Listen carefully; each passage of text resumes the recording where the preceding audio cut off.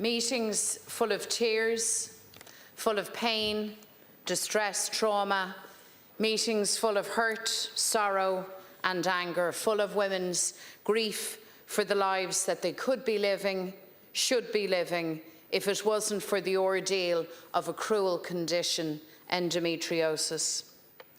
Last Cancrella, that was the overwhelming atmosphere in each of the 9 public meetings we held across the country.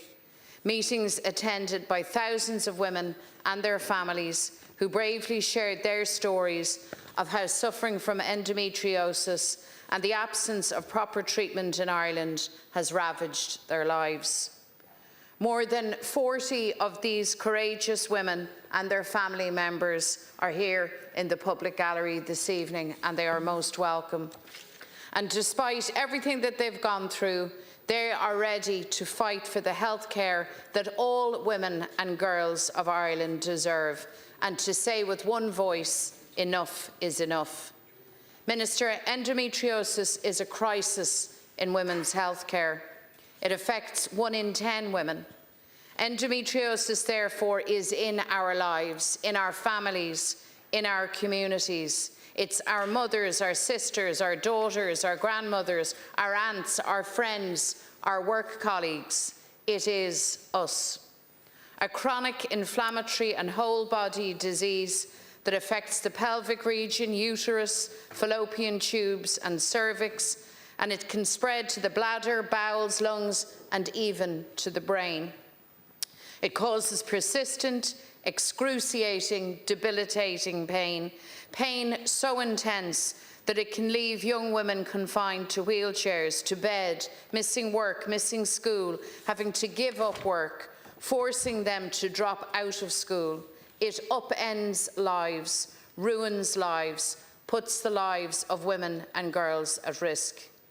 The story of endometriosis in Ireland is the story of women denied proper care and treatment, suffering in silence, forced to travel abroad for treatment if they can, and even though it's a race against time, women left waiting an average of 9 years for a diagnosis. So women told us of their experiences of not being believed, being told it's all in your head, being told this is just how it is, that the unbearable bleeding and pain is just part of being a woman, just part of a normal menstrual cycle. Being told to woman up and sent home with a hot water bottle and a couple of Ponston.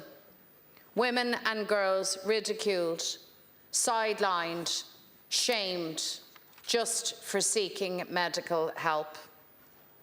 Last Concordia, I have been in public life for a long time, but I have never ever been at meetings so raw with anguish and anger.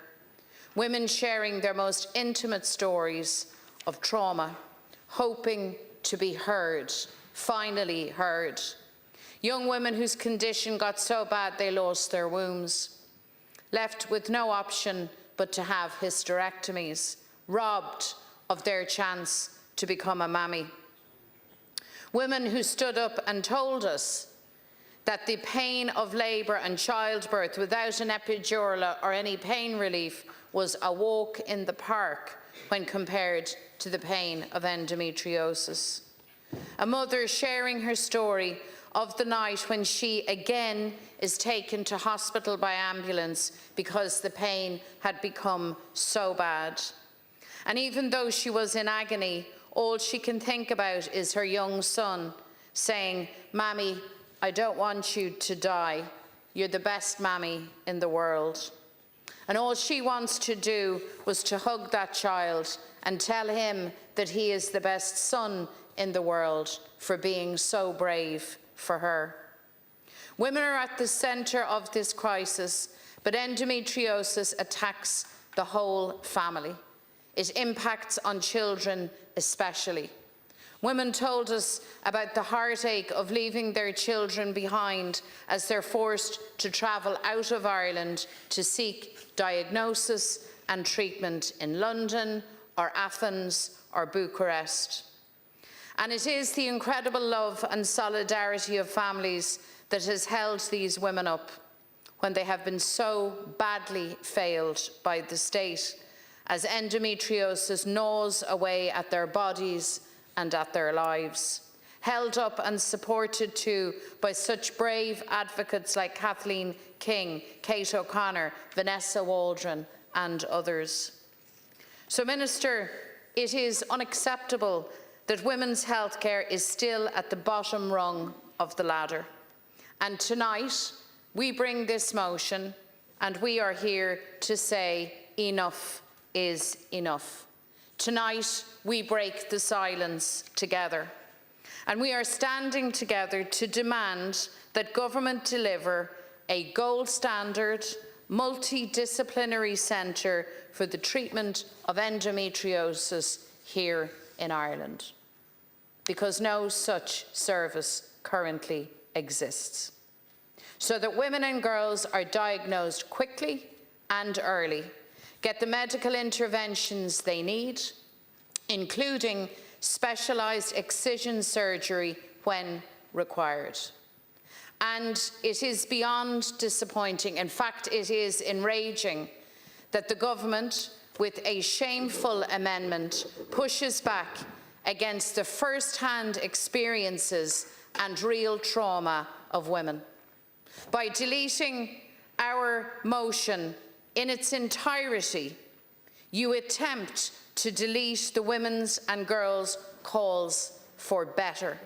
It's a shocking amendment, Minister, and it is seen by all of us here as exactly what it is. Because you see, women who have had access to the correct treatment have told us what it means, that they feel reborn, that they got their lives back, that they shared the joy of being part of the lives of their children and their families again, that they could work again, that they could breathe easy again. That is what is at stake. That's what real action on endometriosis can give back to so many women and their families. Curran in Vétros is Jack Banawan asgach Dechnor.